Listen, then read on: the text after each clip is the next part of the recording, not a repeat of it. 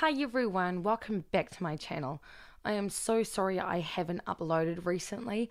Life has gotten in the way. Sometimes I like to say that life can be a barrier for being creative, but then at the same time, life can also fuel creativity. Now, I was planning on doing the misconceptions of being INFP, but I wanted to focus on one aspect in particular. Now, because I am such an INFP, all my creative projects come from the feeling of it being right. I listen to how my body feels about particular things, and this is something I wanted to cover today.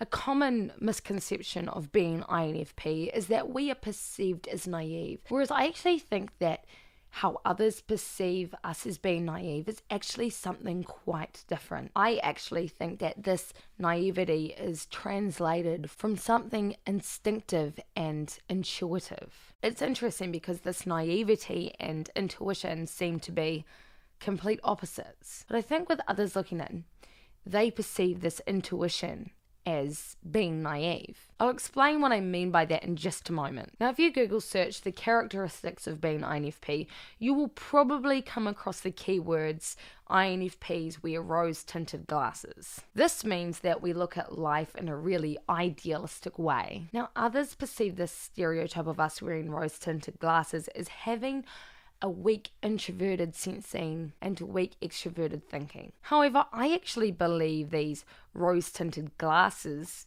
concept comes from our introverted feeling. We as INFPs have really strong inner core values, and this of course is our introverted feeling. This is our primary function, how we go about our lives, how we go about making decisions, and how we go about perceiving our worldview. Just absolutely everything has to do first and foremost with how we feel about it. Now, part of introverted feeling and how most INFPs are, we like to give people and circumstances the benefit of the doubt. We are peacemakers and we like to see the good in everything. That is just who we are. And part of the reason for that is because we want other people to see us in the same light, because we know we are fundamentally good and peaceful kinds of people. So we are people who treat other people the way that we want to be treated.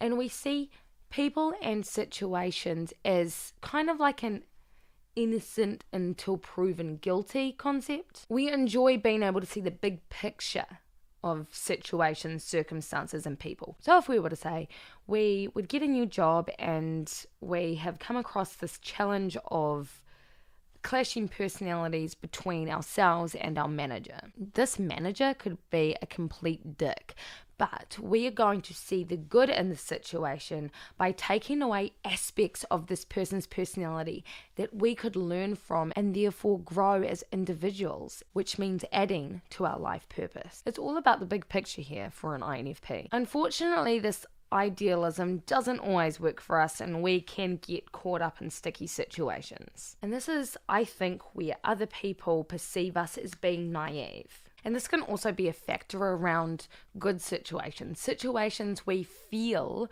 are really, really good. And other people looking in may think, oh, that's not going to work out. This INFP is really naive. Yeah, sometimes it might not work out. But as INFPs, again, we give people and situations and circumstances the benefit of the doubt. We like to give things chances because we know if we are open-minded about things, it can help us lead us to different paths. And again, therefore, adding to our life purpose. Now, because of this looking at the big picture aspect of being an INFP, we are really, really intuitive and instinctive kinds of people. We are deeply in touch with ourselves.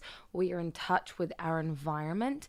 We're in touch with energies. And we are also in touch with our worldview, how we perceive the outside world and what that means to us. We make decisions based on what all of these factors, how all of these factors feel. Now, we enter situations and circumstances with quiet persistence, and then we later go away and in a quiet space we will often think about the situation and how that situation made us feel. As we sit quietly with these new thoughts and feelings, we can then make decisions about how we want to move forward with these things. I guess that's why they call us introverts, because we use our time and our quiet space to be able to process the things that we do in our lives. When I first met James and we hung out and everything, and I had met all of his friends and everything, we would often be in group situations and I would be really quiet. James would often explain that I would sit there with a solemn look on my face. It was almost like I was really uninterested in his friends and everything. It was like I was just away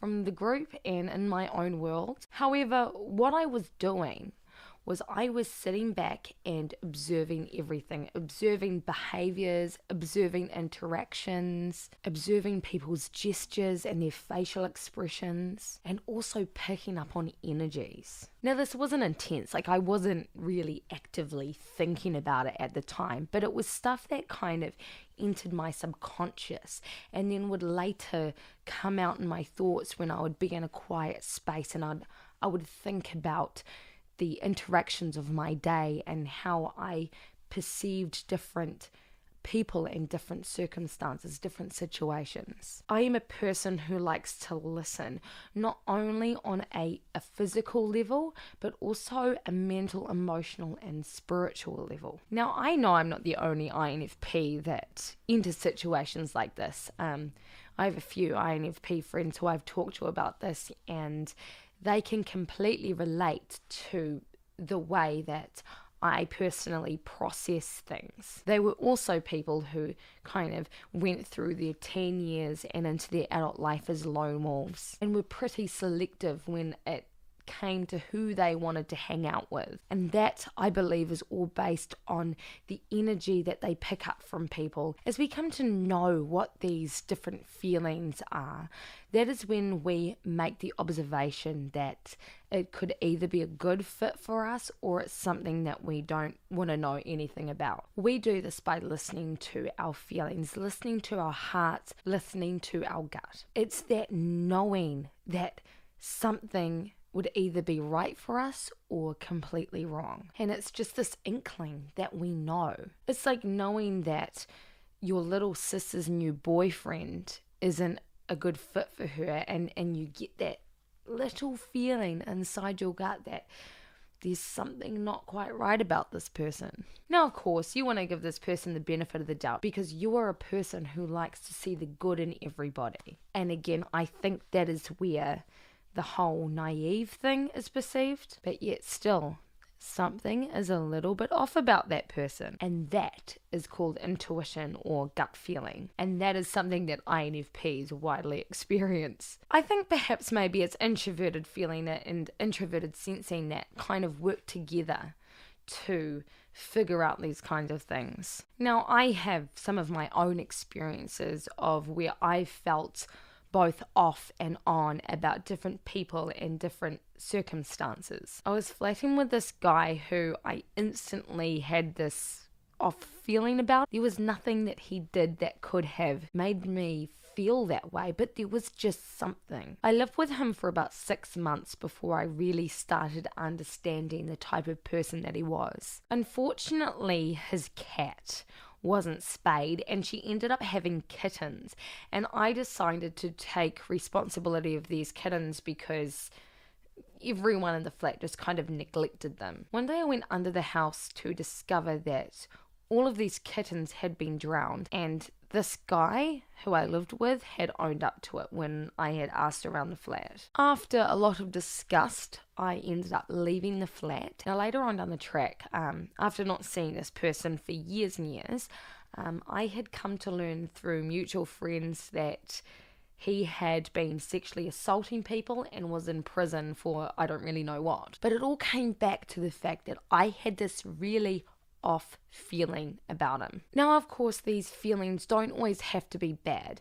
they can be good as well. And as INFPs, I think we pay attention more to these good feelings. These feelings that are like, that's right, we should go after that. And this can be true for different projects we pursue, or like if we decide we want to go and study, we go about pursuing these things with how they make us feel. This was particularly true for me when I first moved to Auckland. I remember it was about 3 days in of me moving to Auckland after being homeless and not having anywhere to live up here and all of that jazz. I was both house hunting and job hunting when I got a call from the real estate agent in the old town that I lived in, and she had said to me that she had found a perfect house for me and Scarlett to live in. So after receiving this call, I was thinking, okay, I could move back to my old town and live in this house finally, but there was something stopping me, and that was something, a feeling that had derived from deep down inside my gut, and it's really hard to explain what that felt like. It was like these butterflies or something.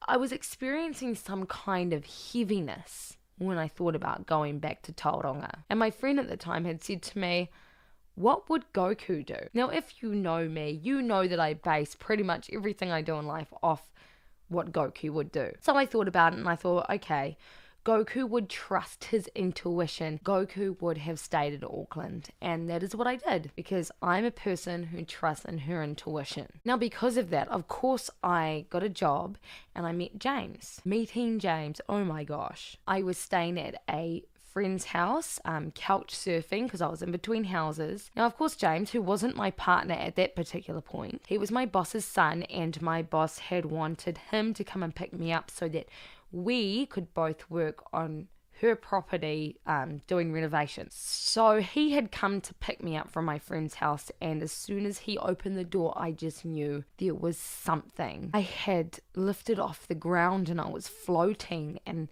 meeting him for the first time, seeing him for the first time, it was like, oh my gosh, like, one, I've known you for a really long time, and two, there is something there. Now, of course, you could say I was just attracted to him, just like a normal human attraction to someone else. And yeah, I'm not going to deny that that was the case. However, after the second time I had hung out with him, I had called my mum and I said to her, hey mum, I've met this guy and I think I'm going to marry him. I know that sounds really, really cheesy, but it turns out that we were perfect for each other.